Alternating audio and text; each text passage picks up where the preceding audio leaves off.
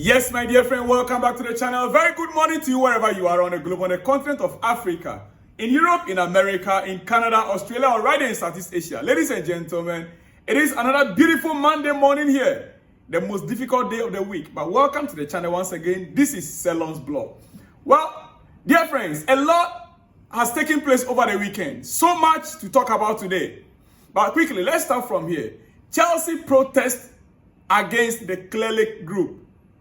Oh yes, the fans are organizing a protest against the ownership group right now as we speak. It's bubbling on the internet, on all social media networks across every network, across every social media platform. The fans are seriously working on it. There are questions to be asked. I think I will come back to the protest issue in the afternoon. Yes, it is your Monday morning breakfast and I will not take much of your time. Remember, the protest is going to be 25th of February at 6 p.m. 6 p.m. Yes, Bovril Gate, Stamford Bridge. It is a game that Chelsea are going to be facing Aston Villa. One of the toughest games Chelsea is yet to face this second half of the season against Villa. And on that day, that is the day that has been slated for the protest before the game kicks off. Chelsea fans, they are cooking something against the ownership. We will talk more on that later in the day. But quickly, right now, I remember vividly in 2002, when this new ownership came in, they came on board. In one of their usual business meetings or conferences, Baghdad Egbali in 2002 made certain statements about this club. Yes, and let me quote him for you right now before we proceed. Egbali said Chelsea was not terribly well managed on the football, sporting or promotional side. Let me repeat it again. Egbali's own words. Chelsea was not terribly well managed on the football, sporting or promotional side. What does that mean to you? It means that when it comes to the footballing side, the sporting side, the promotional side, top notch. Top notch. There was nothing that shows that Chelsea wasn't managed properly in terms of sporting or footballing or promotional. Everything about Chelsea then was top notch. This was when Egbali took over and the Cleric group.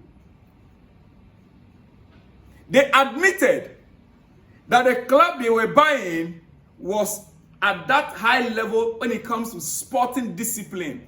And what is when they say something is a sport on a sporting level, what is that? It means that it's very competitive, fighting for every single honors, every single trophy. Chelsea was being regarded as a top-notch club, very competitive in Europe and across the globe. He says that we hired a coach from Brighton and we think they are one of the best-run teams in the Premier League. Very funny. The owner is from a sport gaming data background. The owner is from a sport gaming data background.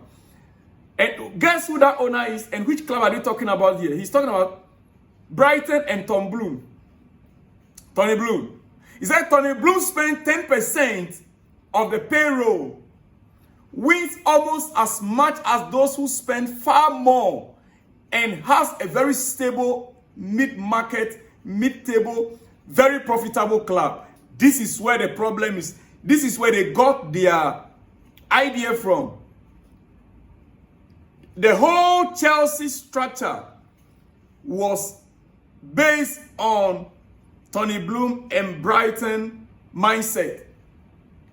Tony Bloom and Brighton became our yardstick when they took over.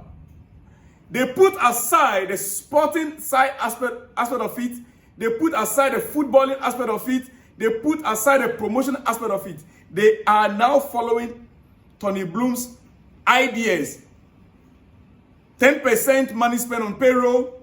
They win almost as much as those who spend far more and has a very stable mid-market, mid-table, mid-table, very profitable club. You seen it? This was Egbali speaking in 2002 after the takeover. So the whole model we want to implement is mid-table, profitability, yes, stable club, yes, like Brighton, mid-table club every season out. Either Brighton is on 12th position, 11th position, 10th position, 9th, in fact, not even 9th. That is where they always are. Yet they are making profit. And these are owners, this has been their aim.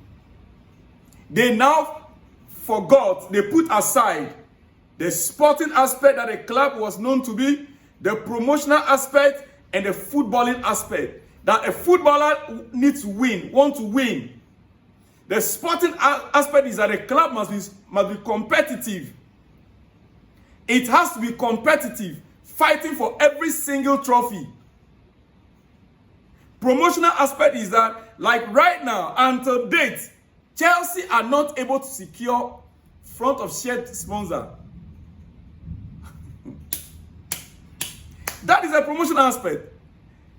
A club that gets sponsorship deals, Chelsea, that normally, companies will be fighting to sponsor us. Now we are begging them to come and sponsor just our front of shirt. Until now, have you seen any club, any company descriptions on our shirts? No. That means that we even lost the promotional side of it. The only thing they are focusing on right now is the profitability. No wonder Enzo Maresca said he was not given a target of qualifying us for Champions League. Not this year, not next year, 2 years after, 5 years, then only we become competitive. Remember, 5 to 10 years, when they were buying Chelsea, the agreement is that they can only resell Chelsea after 10 years. But in the next 10 years, now they are in the 3rd year, so the next 7 years, they will have to manage the club until the 10 years elapses. As a matter of fact, Chelsea fans really want to get into that detail, the detail of that agreement that stipulates that they cannot sell the club or they cannot let go the club if they are finding it difficult to manage properly. Because we want our club back. Listen to him. He said, we gave you time. I mean, this is coming from the fans. He said that we have given them time. They told us, they promised that within the first transfer window, second transfer window, third one, fourth transfer window, the club will be stable. They will not be competitive. That they would have gotten the players that are needed for the club to start winning. Now they've gotten 5 transfer windows, going into the 6th transfer window. And yet, we still have a team that is said to be unbalanced. For me, I don't see it that way. For me, the problem is on our coach. It is not that the club is unbalanced. The team is unbalanced as at now. And I'll prove it to you in a while. I understand. Fabrizio Romano said it yesterday, dear friends, that Chelsea are already having meetings for the summer transfer window with Enzo Maresca. So he is 100% involved right now in the summer plan, preparing for signings in the summer. Now, this wasn't the initial idea. We were being told the coach is purely a coach, not a manager. So therefore, he'll not be involved fully in transfers. But right now, we are getting to know that he's now getting involved somehow. That they are already having meetings and planning for summer transfers. Now, look at this. Why do I say that this club is more than balanced, but rather the problem we are having is from the coach? One, Joao Felix sold to AC Milan. played in 88 minutes as a left wing, and they were able to beat Verona 1-0. 88 minutes as a left wing. But in Chelsea, Maresca told us that he cannot play alongside Cole Palmer. Joao Felix cannot play alongside Cole Palmer. That it will bring imbalance into the squad. Okay, let's move on to the second, my second issue. Renato Viega, yes, sold or given out on loan to Juventus. Third game in a row or fourth game in a row. Last night, if you watch their play, Viega with a clean sheet again against Inter Milan. Viega and Juventus in another clean sheet, clean slate. Clean sheet. If it were Chelsea, we would have considered a goal. Even if we scored, we concede one. Right now, we are not even scoring. We are only conceding. Renato Viega with a clean sheet again versus Inter Milan. Another excellent performance from him. 3 times in a row. He's been brilliant for Juventus since his arrival in Italy. These are the same players that we have in our squad. Viega was a backup for Levi Cowell. And Levi himself supposed to be a backup to someone else. Levi Cowell supposed to be a backup. He's inexperienced. 21 years. I mean, Levi Cowell by right is supposed to be understudying a player like John Terry, status. Like Thiago Silva's status. John Terry of understudy, is it Marseille decide those days? At this level, he's supposed to be understudying others, not other people rather understudying Levi Cowell. Viega now left and met with experiences. He's at the center defense of Juventus, and they've been having clean sheets. How then do you convince me that we don't have a balanced squad and that the coach, our coach is okay, but it's the entire fault or the problem is from our players? No. For me, yes, the players can play a role. But indeed, if the players are the problem, then what about the beginning of the season? What happened from the beginning when they were winning? When we were scoring 4 goals, and we were only complaining that we need to tighten our defense because we are conceding too much. We score 4, we concede 3. We score 5, we concede 2. That has been the story. But we were scoring.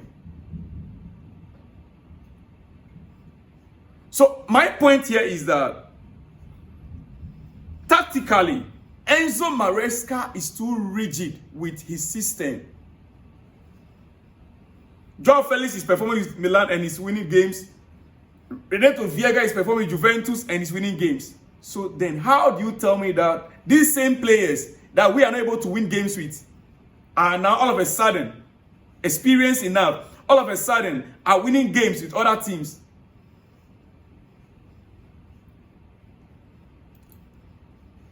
Renato Viega versus Inter Milan, 42 out of 48 accurate passes.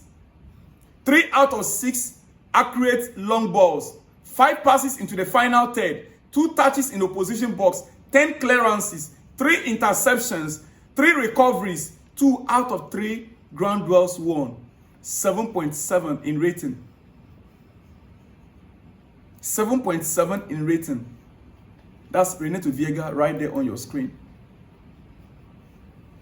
Dear friends, I'll be back with more exclusive in the coming hours. Let me leave the rest. I want to go straight away in the afternoon into our protest, fans protest on 25th. There are questions that we need to ask before we go into the protest, and I'll be back with that. Remember, you're on Salon's blog? Yes, like the video, share the video, and let me hear from you in the comments section. Shalom and peace.